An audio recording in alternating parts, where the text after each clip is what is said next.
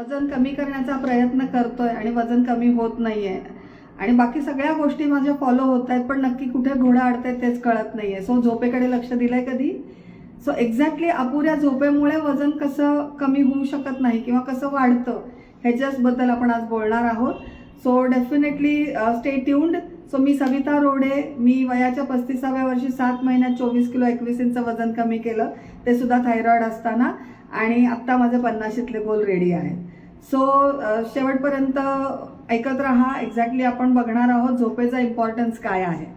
So तुम्ही नक्की झोपेचा पॅटर्न कसा आहे, झोप नाही घेतली तर काय काय होऊ शकतं आणि मग ते सुधारायचं असेल तर नक्की काय केलं पाहिजे ह्याच्याबद्दलच आपण बोलूयात आणि त्याच्यानी खूप छान फरक पडू शकेल तुमच्या रिझल्टमध्ये. सो बेसिकली झोप म्हणजे हार्मोनल बॅलन्स जो आहे तो झोपेतच व्यवस्थित मेंटेन केला जातो जर झोप पूर्ण झाली व्यवस्थित तर.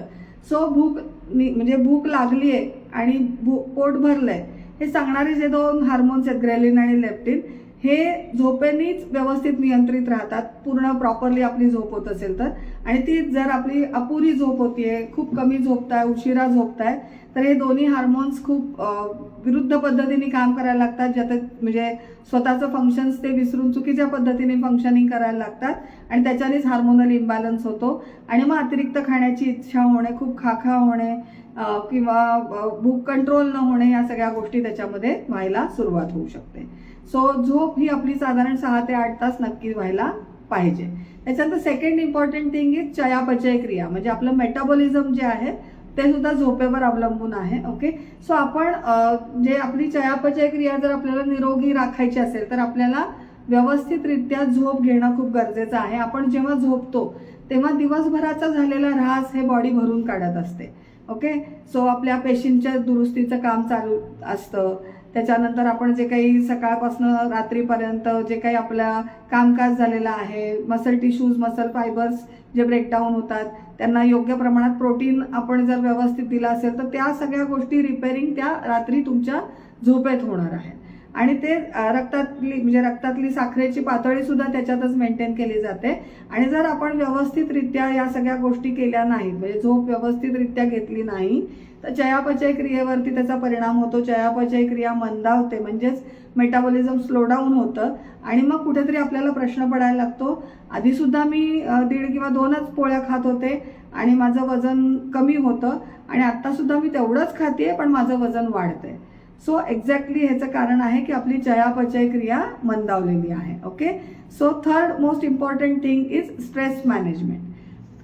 सो आजकाल लहान मुलांपासून वयोवृद्ध माणसांपर्यंत सगळ्यांना स्ट्रेस आहे. ओके. सो लहान मुलांना अभ्यासाचा ताण आहे, पहाटे उठून लवकर उठून शाळेत जायचा ताण आहे, त्याच्यानंतर आईने दिलेला डबा खायचा पूर्ण संपवायचा हा ताण आहे, कारण टीचर्स तिथे चेक करतात मुलं खात आहेत की नाही आणि ते सुद्धा त्यांच्या रिपोर्टमध्ये लिहिलेलं जातं. सो त्यांना त्याचा ताण आहे. ओके. त्याच्यानंतर एक्स्ट्रा करिक्युलर ॲक्टिव्हिटीजमध्ये भाग घेतलेला असतो, विश्रांतीला वेळ नाही, अशा सगळ्या गोष्टी आहेत. त्यानंतर मोठ्या माणसांना वर्क लाईफ बॅलन्सचा ताण आहे, म्हणजे बायका पुरुष सगळ्यांनाच आजकाल घरी पण वेळ देता येत नाहीये, काम पण खूप आहे आणि कळत नाहीये, द्विधा मनस्थिती आहे आणि मग मी कसं करू, मॅनेज कसं करू, हा ताण आहे. नोकऱ्यांचे ताण आहेत. म्हणजे ताण असणं हा चांगलंच असतं, म्हणजे ताण हा तुम्हाला प्रोग्रेशनकडे नेतो, पण खूप जास्त ताण झाला तर त्याचा परिणाम आपल्या शरीरावर व्हायला लागतो. आणि ह्या सगळ्या ह्याच्यात ताण जर व्यवस्थित मॅनेज करायचा असेल तर झोप ही प्रॉपरली होणं गरजेचं आहे. स्ट्रेस मॅनेजमेंटसाठी झोप हा खूप इम्पॉर्टंट फॅक्टर आहे आणि आजकाल तिथेच प्रॉब्लेम आहे. ताण येतोय म्हणून स्ट्रेस रिलीज करायला जास्त स्क्रीन टाईम वाढलेला आहे. रात्री झोप आलेली असते, 1-2दा नाकावर तोंडावर मोबाईल पडतो तरी सुद्धा आपण तो कंटिन्यू बघत राहतो आणि ज्या वेळेला झोप आलेली असते त्यावेळेस झोपून न घेतलं गेल्यामुळे पुढे जाऊन परत झोप पूर्ण होत नाही, म्हणजे झोप येतच नाही मग काही वेळानी. सो हे मॅनेज करायचं असेल, म्हणजे ताण म्हणजे झोप जर अपुरी झाली तर कॉर्टिसॉल नामक हार्मोन जो आहे तो तुम्हाला जास्त काय म्हणतात आउट ऑफ कंट्रोल खायला, जास्त कॅलरीज, जास्त कॅलरी रिच फूड किंवा फास्ट फूड खाण्याकडे आपला कल वाढतो आणि मग त्याच्यामुळे वेट गेनची टेंडन्सी वाढते. आणि जेव्हा आपण जागे असतो तेव्हा भुकेवरती नियंत्रण राहत नाही, मग रात्री बेरात्री खाणं, त्याच्यानंतर कोल्ड्रिंक्स आणि या सगळ्या गोष्टी होतात आणि मग वेट गेनची टेंडन्सी वाढायला लागते, फॅट स्टोरेज वाढायला लागतं, फॅट्स वाढायला लागले की अजून जास्त खावं वाटतं. या सगळ्या गोष्टी व्हायला लागतात. सो आपल्याला काय करायचं आहे, तर फर्स्ट ऑफ ऑल आपल्याला आपलं एक रुटीन सेट करणं आवश्यक आहे. म्हणजे तुम्ही जर कुठलाही प्रकारचा प्रोग्राम करता आहात किंवा तुम्हाला करायचा आहे हा प्रोग्राम किंवा माहिती घ्यायची आहे, तर स्वतःची दिनचर्या आधी व्यवस्थित आखणं गरजेचं आहे.